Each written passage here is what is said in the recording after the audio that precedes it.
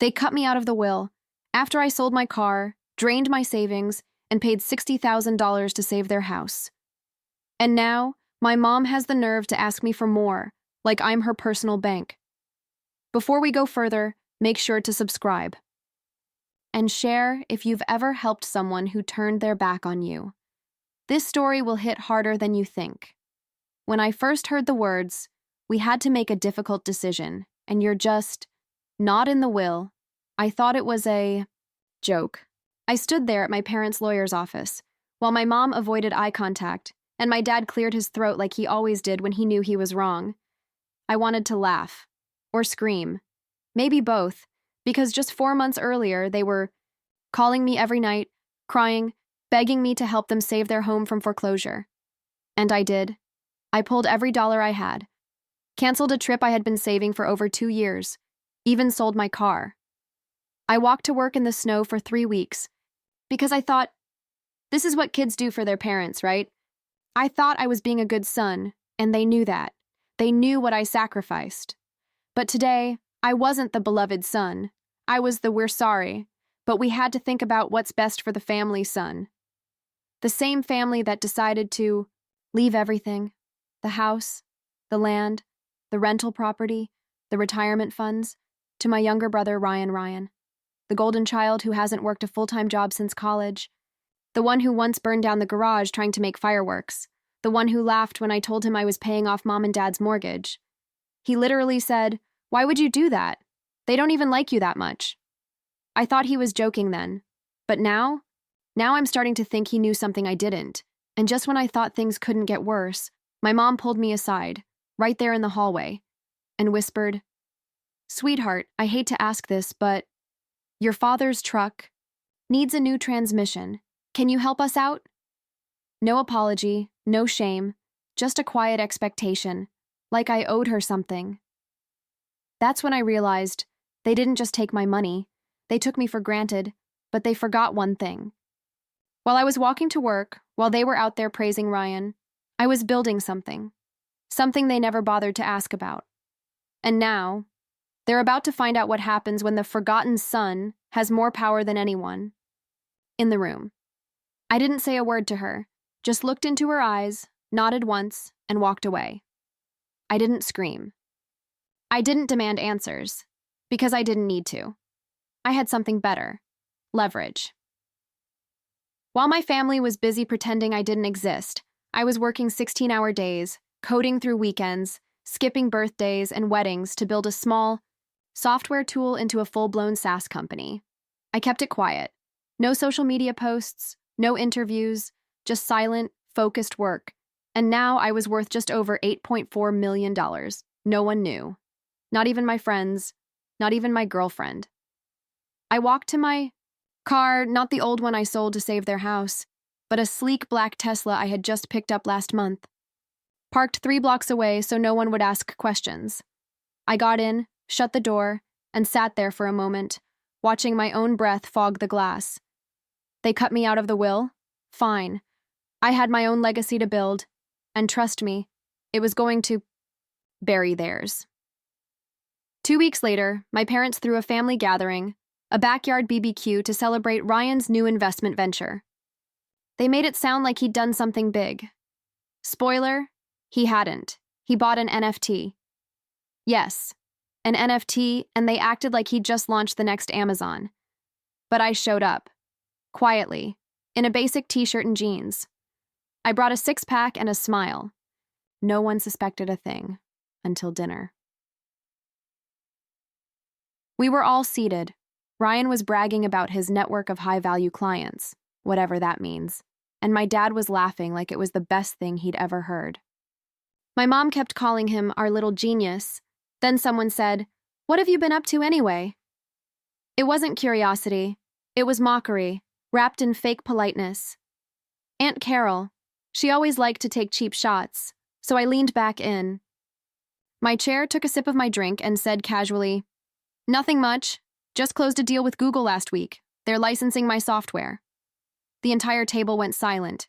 Even Ryan froze, mid-chew, his fork halfway to his mouth. "Wait. What?" my dad asked. "Yeah," I said, looking right at him. It's part of that project I started a few years ago. The one you called a distraction when I asked to use the basement for work. Still silence. Then my phone buzzed. Loud. I let the screen flash just enough so they could see the contact name, GVP Google, and the email subject line. 2.3 million transfer confirmed. I watched their faces shift from confusion to disbelief to panic. My mom looked like she'd seen a ghost. Ryan? He looked like someone had punched him in the stomach. But I wasn't done yet, because remember that house I saved? Yeah, turns out I made them sign something when I paid off the mortgage. They didn't read it. They just signed it. So when I stood up and said, "Oh, and just a heads up, I technically own the house now. So this might be your last BBQ here," my mom actually dropped her fork. My dad stood up so fast, his chair toppled behind him. "What do you mean you own the house?" he barked, voice shaky. I didn't flinch. I pulled the folded document from my jacket pocket and slid it across the table. "You remember the paperwork I asked you to sign when I gave you that $60K? He stared at it like it was written in another language. "You said it was just a simple agreement." "It was." I cut in. "Simple enough.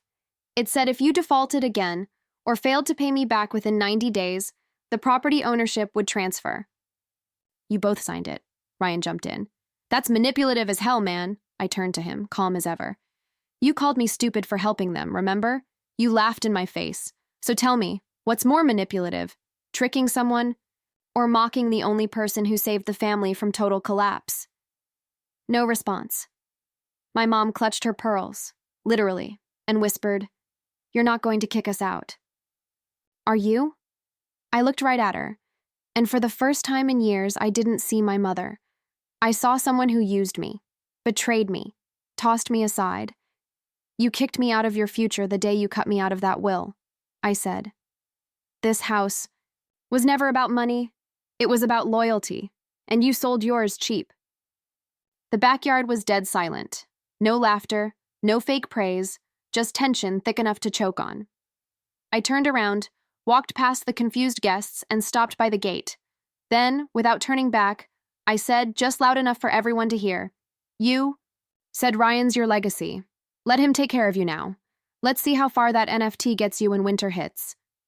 And I left. 3 days later, my parents showed up at my apartment. No makeup, no ego, just two aging people with nowhere else to go, but I didn't open the door. I watched them from the camera screen, watched them knock, then wait, then leave. That was the moment I truly understood something. Sometimes blood isn't thicker, it's just messier, and sometimes being left out of the will is the best gift you'll ever get. A week passed, no calls, no apologies, just silence. Until one morning my phone buzzed. "Mom," I let it ring. She called again, then again. I finally picked up, expecting another guilt trip or some emotional blackmail. But her voice wasn't emotional at all. It was cold. "We've spoken to a lawyer," she said. "You tricked us. That contract won't hold up in court." I smiled. "You mean the one you both signed? The one notarized at the bank? The one I recorded you thanking me for after signing?" Silence. "Yeah," I said. "That one."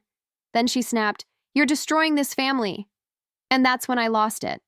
I leaned in close to the mic and said, "No, Mom, I didn't destroy anything. I just stopped holding it together. I paid for your mistakes, sacrificed for your comfort, and you thanked me by erasing me from your lives. You destroyed it. I just walked away from the rubble." She hung up. Later that night, I checked my inbox. Over 60 emails, cousins, uncles, some people I hadn't spoken to in 10 years. All suddenly checking in. All suddenly so proud of me. One even had the nerve to say, "Family's all we've got, bro. Let's catch up." I didn't reply to any of them, but I did forward one email, the one from my real estate lawyer, to my parents. Subject line: 30-day notice, vacate premises, attached, proof of ownership, court filing, formal notice. A week later, I drove by the house. The windows were dark, curtains drawn, a single cardboard box sat outside, with my dad's name scribbled on it. And in that moment, I didn't feel joy. Or revenge. I felt peace, because I had finally cut the rope that tied me to people who only pulled me down. The next month, I listed the house for sale. Within 48 hours, I had 3 offers over asking. I accepted one and used the profit to launch a scholarship fund for underdog tech students, kids like me who had no backing, no support, just ambition and grit, and I named it after my grandmother, the only person who ever believed in me. As for my parents, they moved into Ryan's 1-bedroom apartment. He called me last week, crying. "They're driving me insane, bro. They keep blaming me for everything. I can't take it anymore." I paused, then said calmly, "Well, they said you're the legacy. Time to prove it." And I hung up. Never heard from him again. The best revenge is building a life so solid, so untouchable, that even those who tried to bury you have no choice but to watch you rise.